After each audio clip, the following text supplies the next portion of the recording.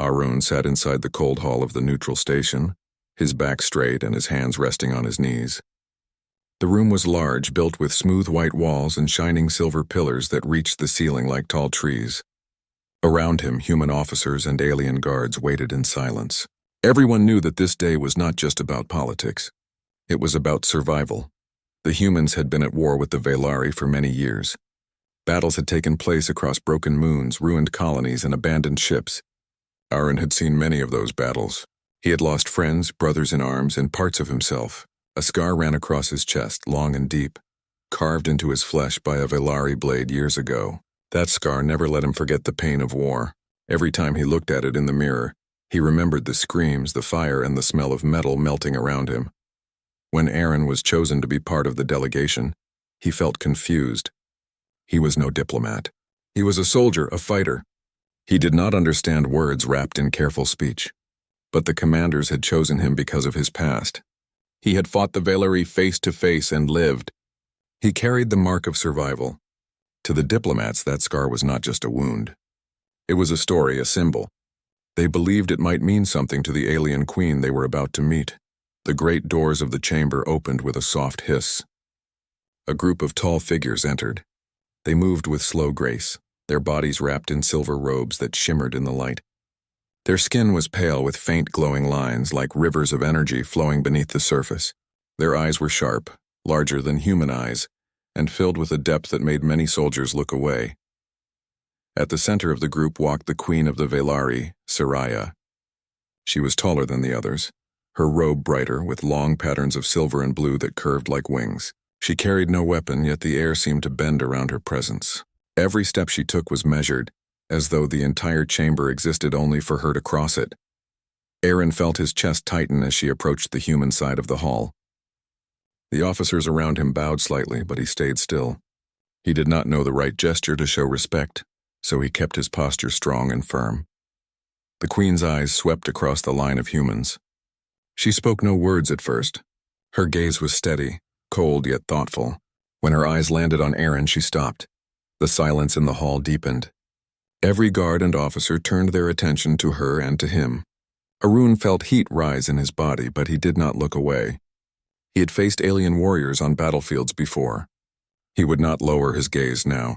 Saraya walked forward. The sound of her steps echoed through the chamber. She stopped in front of Arun, standing close enough that he could see the faint glow in her skin. Her eyes studied him carefully, then lowered to his chest where the scar rested beneath his uniform. Before Arun could react, she lifted her hand. Her fingers were long and delicate, but there was strength in the way she moved. Slowly, she placed her palm over his chest. Gasps filled the hall. Human officers stiffened. Velari guards shifted in alarm, but the queen remained calm, her hand resting lightly over the scar that ran across his chest. Arun froze. His body locked in place. He had expected words of challenge, maybe even insult. He had not expected her touch. Her voice came soft but strong, each word carrying across the room without effort. "That is where my heart belongs." The chamber fell silent again. No one moved. No one spoke. The meaning of her words struck everyone differently. To some, it sounded like a claim. To others, it was a riddle. Arun felt his breath catch in his throat. He did not understand. Why would she say such a thing? Why touch his scar? That mark was his pain, his reminder of war. It was not a place of belonging. The queen slowly removed her hand but kept her eyes locked on him. Her face carried no smile, no sign of cruelty. It was calm, serious, and filled with something he could not name. The human commander stepped forward, clearing his throat nervously. "Your Majesty," he began, trying to move the meeting back to formal ground. "We come here to discuss the future of our people. Perhaps we can—" But Saraya lifted her hand slightly, and even the commander stopped speaking. Her attention remained on Arun. "This scar," she said, her words slower now, "is not weakness. It is not shame. It is a mark of endurance. Among my people, scars are proof of spirit. They are doors through which courage has passed. When I see this scar, I do not see war. I see life. I see strength." The Velari guards behind her bowed their heads slightly, as if agreeing with her words. The human officers glanced at each other, confused, uncertain of how to respond. Arun said nothing. His throat felt dry. He wanted to speak, to tell her she was wrong, that the scar was nothing but pain. But the weight of her voice held him silent. For the first time since the war began, he felt something different when he thought of that scar. Not only pain, not only memory, but also a strange lightness. The Queen's words had placed another meaning upon it, one he could not push away. The meeting continued after that moment, with diplomats from both sides speaking about treaties, borders, and peace terms.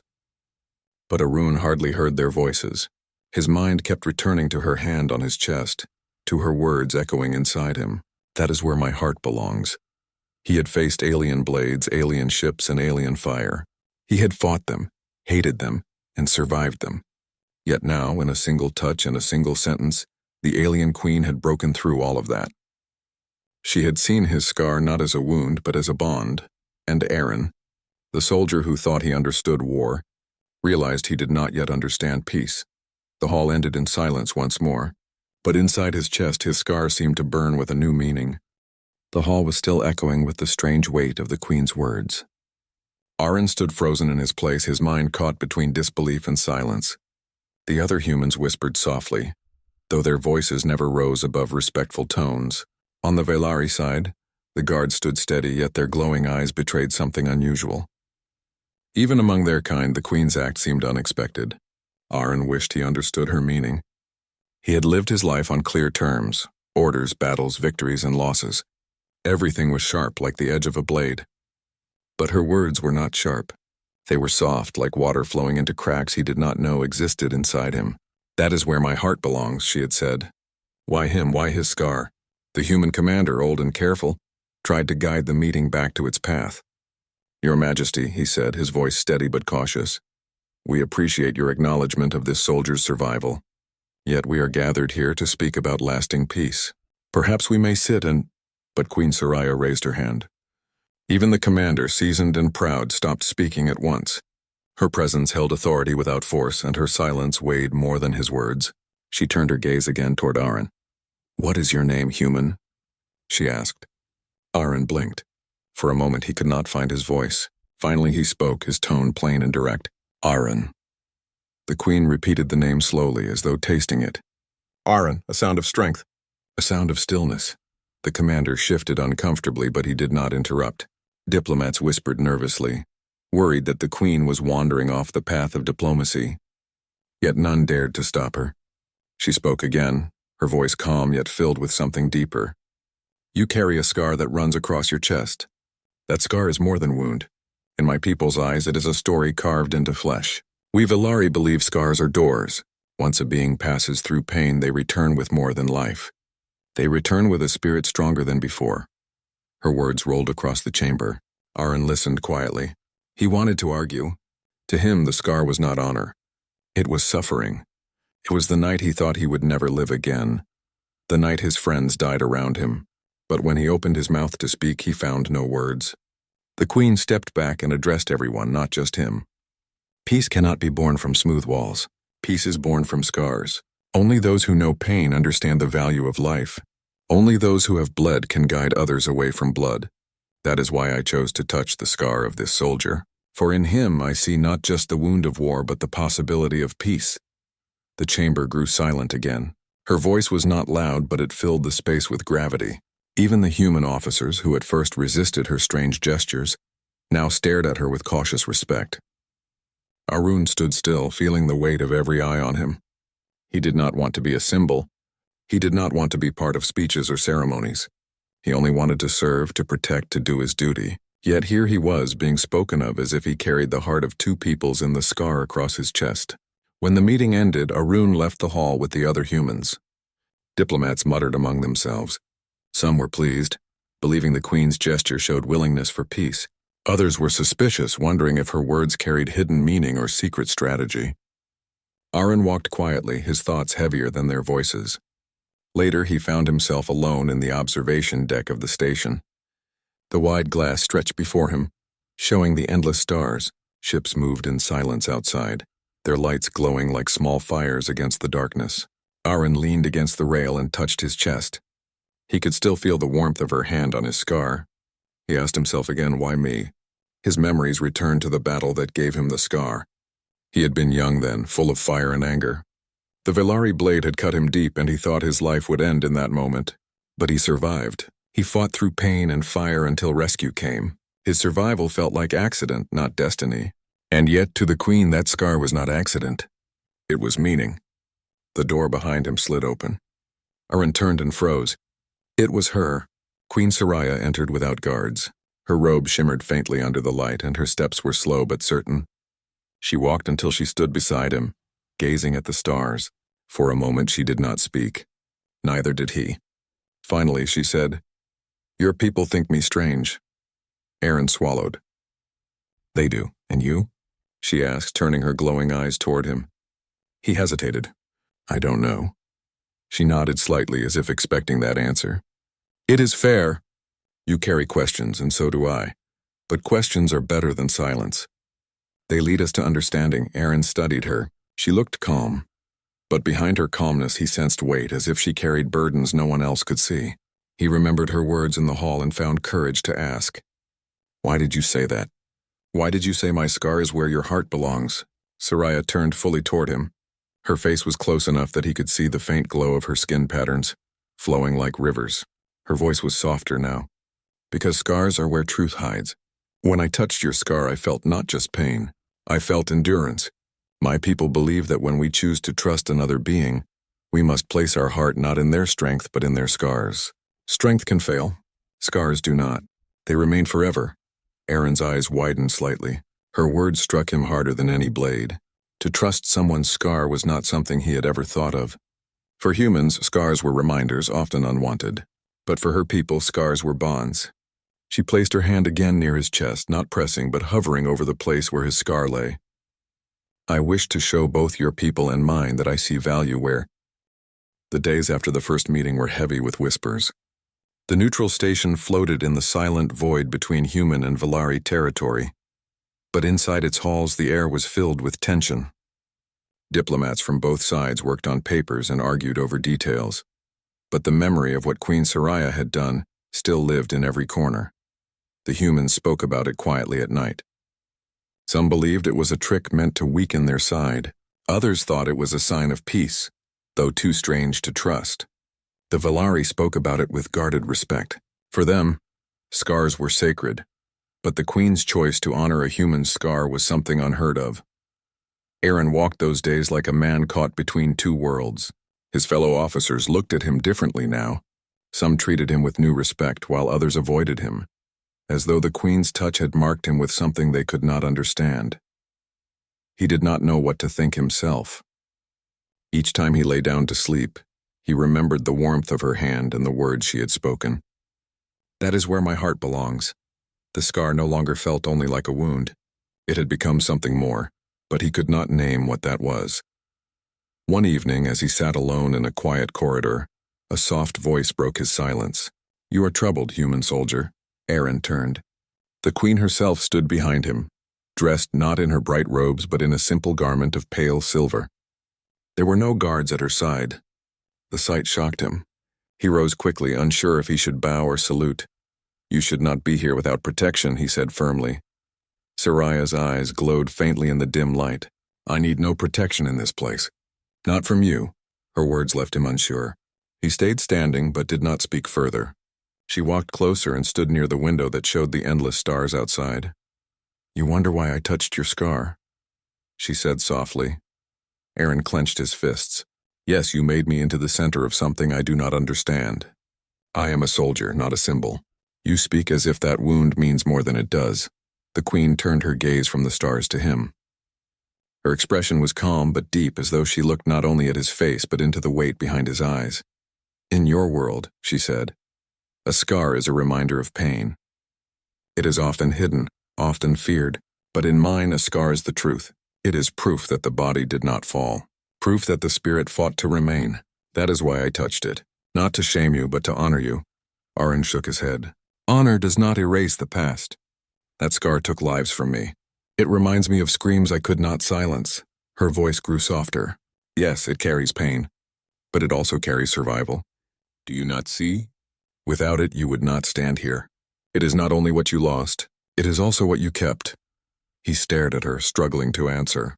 No human diplomat had ever spoken to him like this, and yet here was the queen of an alien race telling him that his deepest wound was not weakness but strength.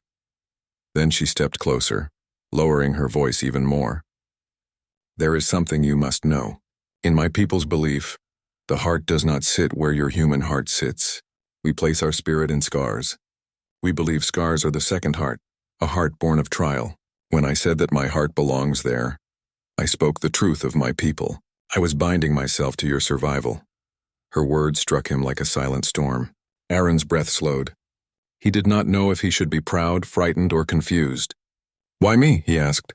Why not one of your own? Why not a Velari warrior? For the first time, Soraya's calm face softened with something almost like sadness. Because my people are caught in chains of their own pride. They look only at their own kind and refuse to see strength in others. But I saw you. A human who carried the mark of our weapon and yet stood alive. A man who did not fall. You were the one who held both pain and endurance. That is rare. Aaron stood still, feeling the weight of her words press into him. If your people learn of this, will they accept it?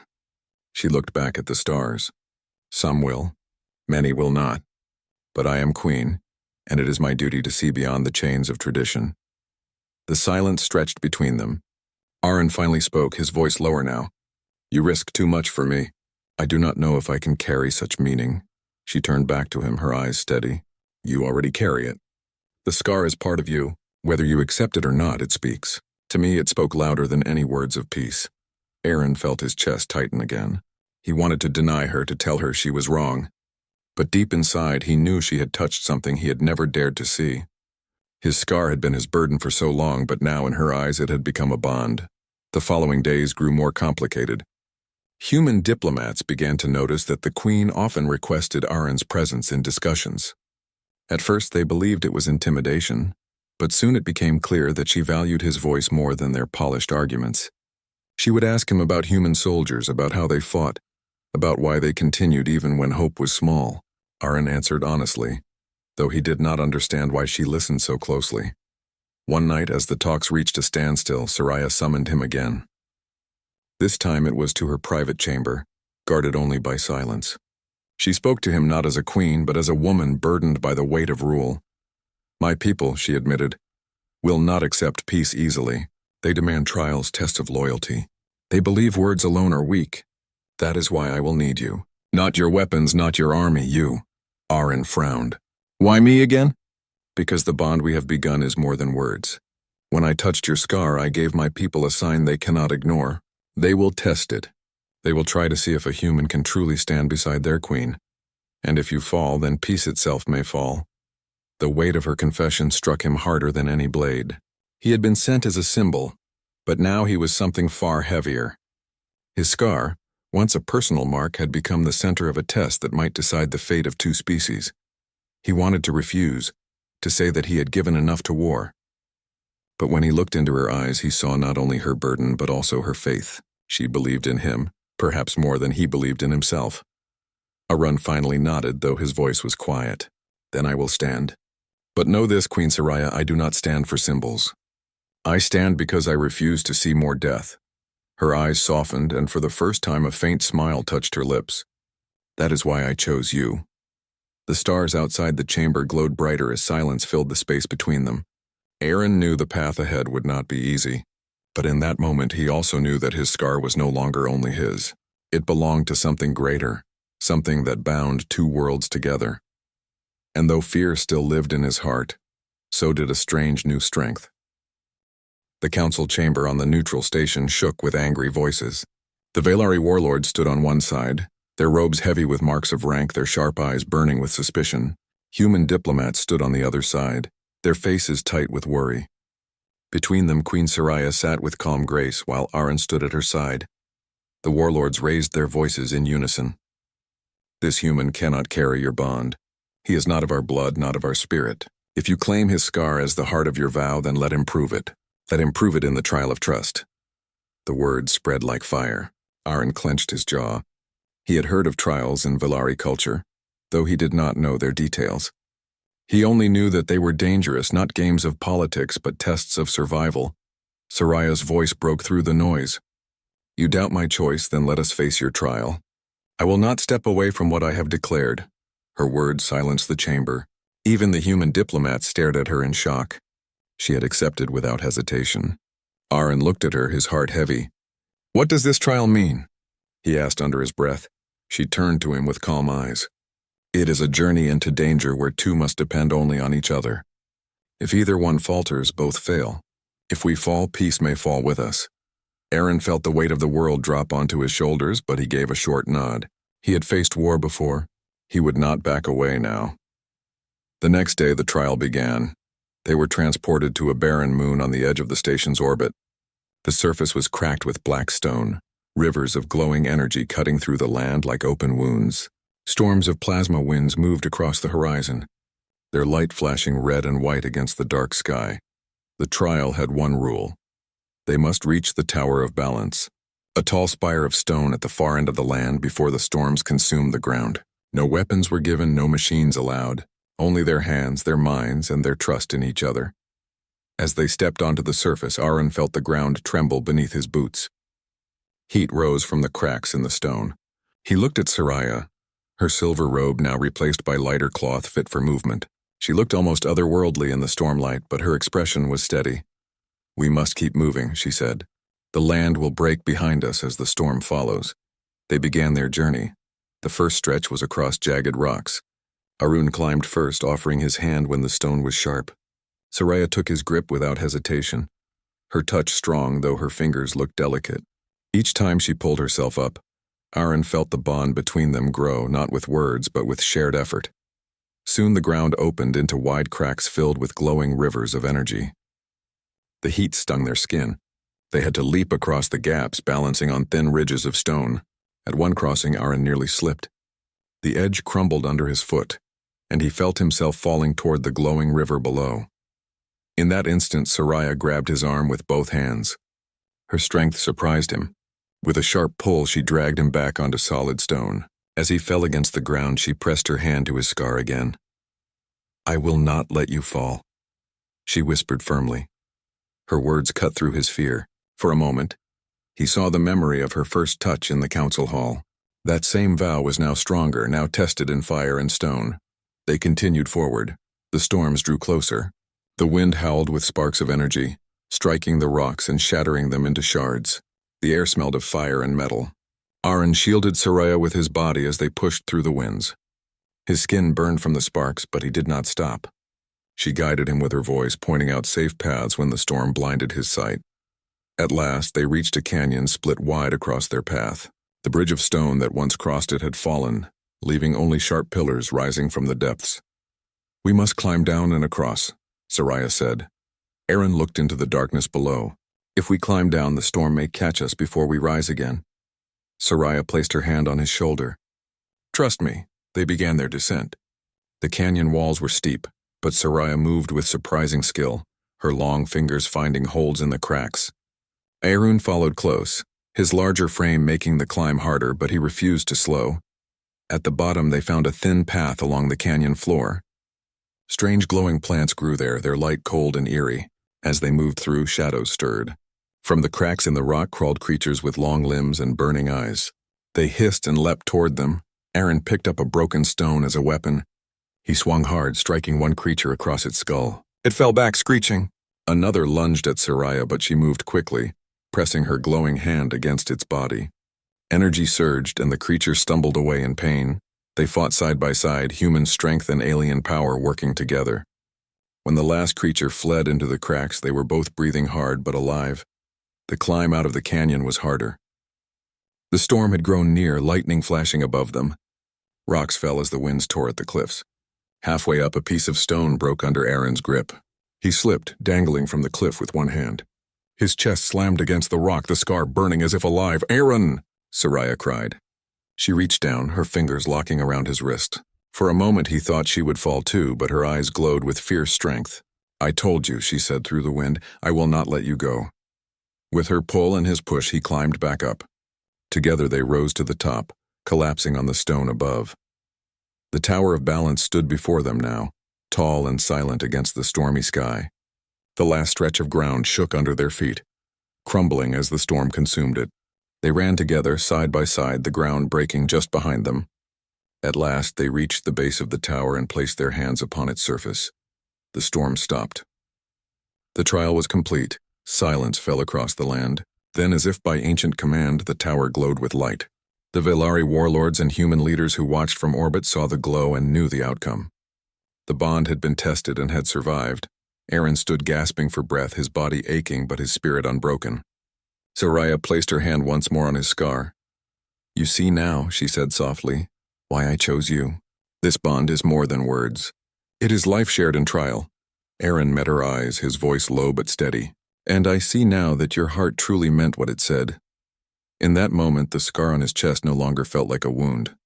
It felt like the place where two lives had met and held together. The trial of trust was over, but its meaning had only begun. The Tower of Balance still glowed behind them when Aaron and Soraya returned to the neutral station. Word of their success had already traveled ahead of them. Humans and Velari alike whispered about what had happened on the barren moon. Some spoke of admiration, others of disbelief, but none could deny that the trial of trust had been completed. Inside the Grand Council chamber, the atmosphere had changed. The Velari warlords who once challenged the Queen's choice now watched her with narrowed eyes, but they no longer shouted. The human diplomats stood straighter, relief visible on their faces. Everyone understood that something powerful had taken place. Aaron stood quietly at Soraya's side, his uniform torn and marked with dust from the trial.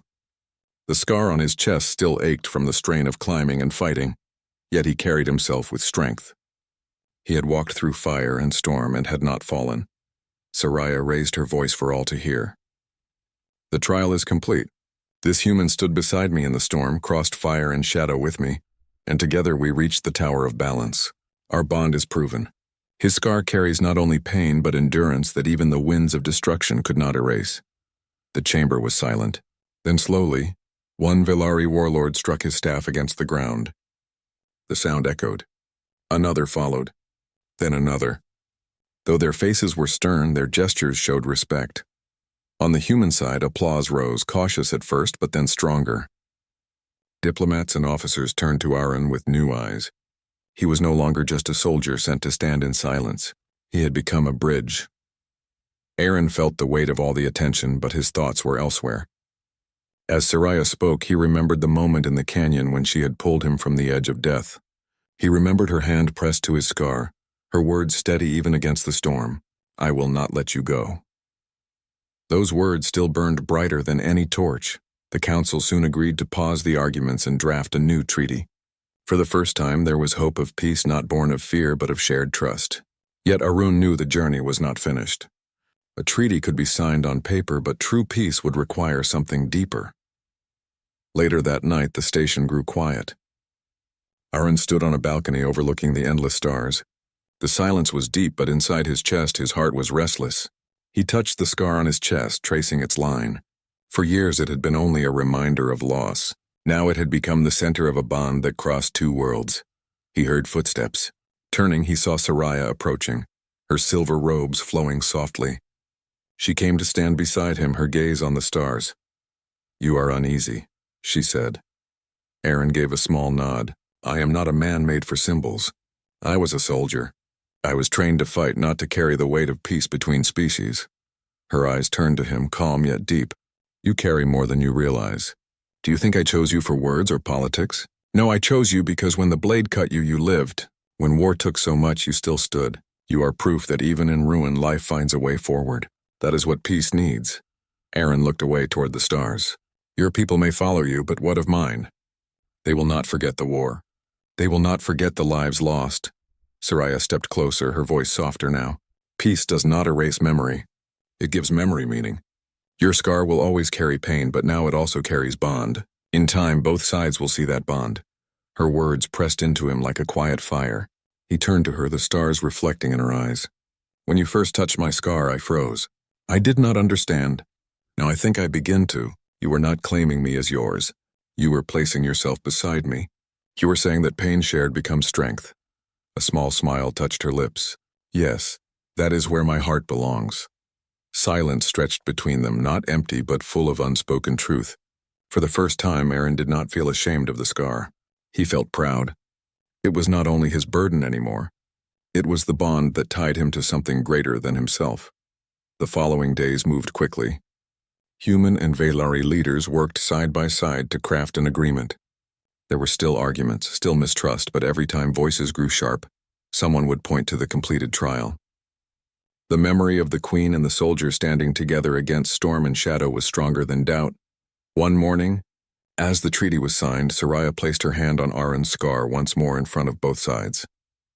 "This scar is the mark of survival," she said for all to hear. "It is the proof of life that endured when death surrounded it. It is where my heart belongs and where peace will find its root." The words were written into the treaty itself, a phrase that would later be repeated for generations. Peace belongs where survival leaves its mark. When the ceremony ended, and both sides left with cautious hope, Aron remained by the window again, watching the ships depart. He felt older somehow, not by years, but by weight carried and weight released. Soraya joined him once more. "You're quiet again," she said. He gave a small smile. "Perhaps I am thinking too much. I wonder what comes next, for me. For you, for all of us." Her voice was steady. "What comes next is life. Not perfect, not without struggle, but life with meaning. You are no longer only a soldier. You are a bearer of trust." Aron touched the scar again, then lowered his hand.